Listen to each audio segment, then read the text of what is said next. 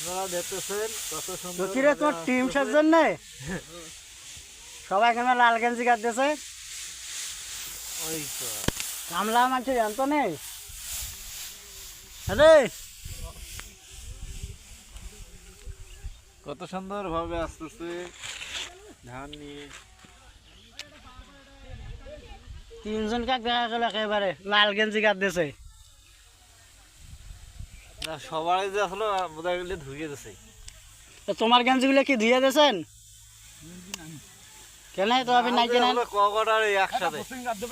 হ্যাঁ এই দেখেন আরো একটা লাল গেঞ্জি আছে এই আন্দোলন লাল সবারই আসলে একটা